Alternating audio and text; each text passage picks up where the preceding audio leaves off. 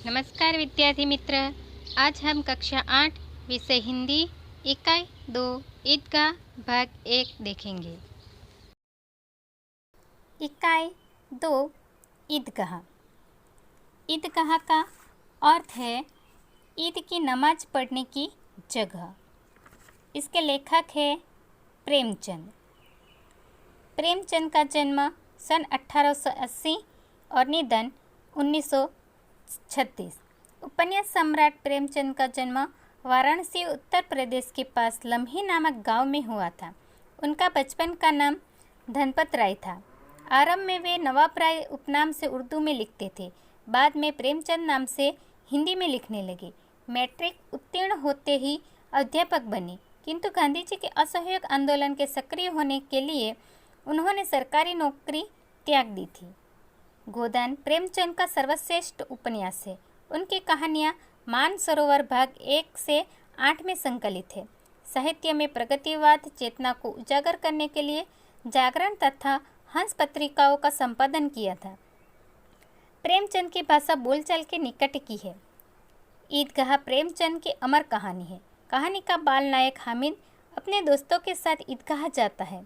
जब अन्य बच्चे खिलौने और मिठाइयाँ खरीदते हैं, हामिद अपनी बाल सहज इच्छाओं का दमन करके अपनी दादी अमीना के लिए चिमटा खरीदता है।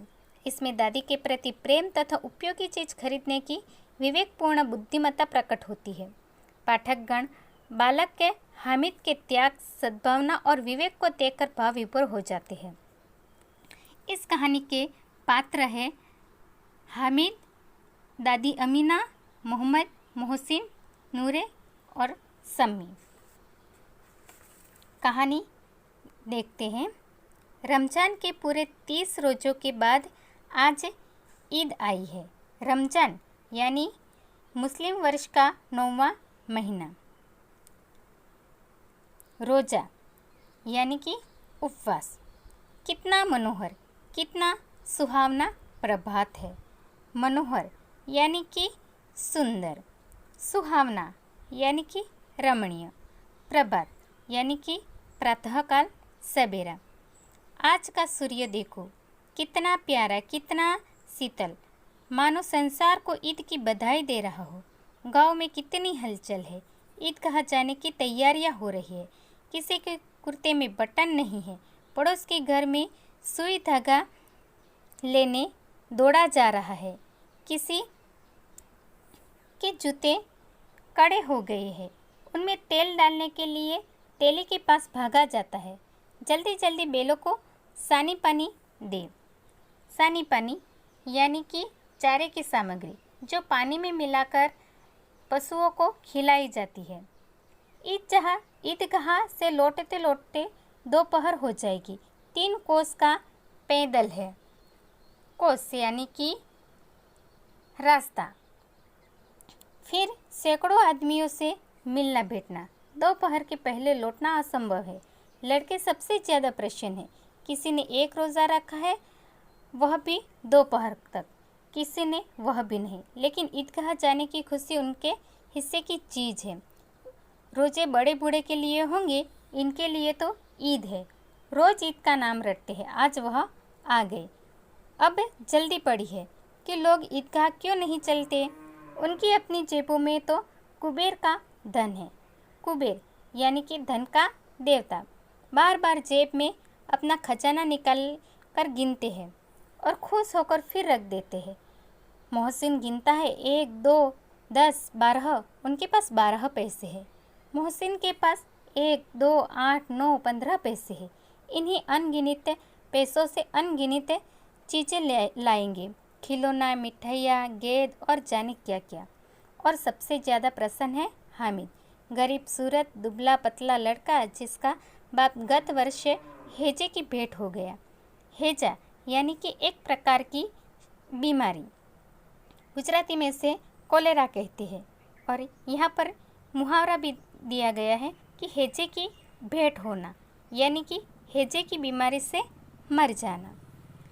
फिर एक दिन माँ भी मर गई।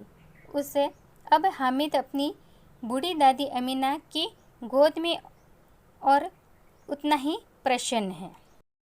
यहाँ तक देखें तो महीना भर रोज़ा रखने के बाद ईद आई है। सब में उत्साह और उमंग है। गांव के लोग ईदगाह जाने की तैयारी कर रहे हैं। ज़्यादा उत्साह बच्चों में है।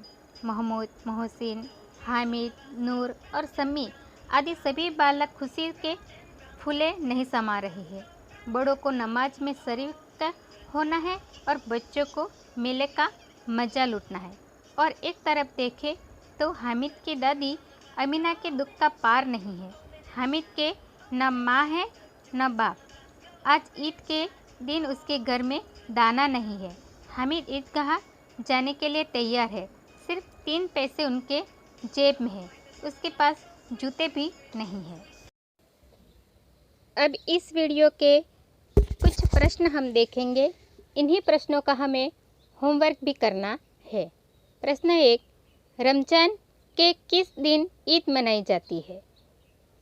जवाब, रमज़ान महीने के 30 रोज़ों के बाद ईद मनाई जाती है। प्रश्न 2, रोज़े के दिन मुसलमान क्या करते हैं? सूर्योदय से सूर्यास्त तक कुछ भी न खाने पीने को अर्थात उपवास को रोज़ा कहते हैं। रोज़ा मुसलमानों का एक मजहबी फ़र्ज है। प्रश्न 3, रमज़ान ईद के दिन मुसलमान लोग कहाँ जाते हैं? रमज़ान ईद के दिन मुसलमान नमाज पढ़ने के लिए ईदगाह जाते हैं।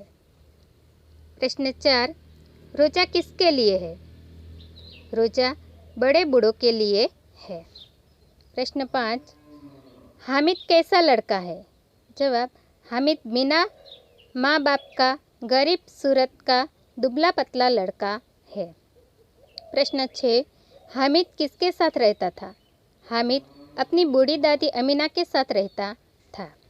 प्रश्न 7, हामिद के पिता की मृत्यु कैसे हुई थी? हामिद के पिता की मृत्यु हैजे से हुई थी। धन्यवाद।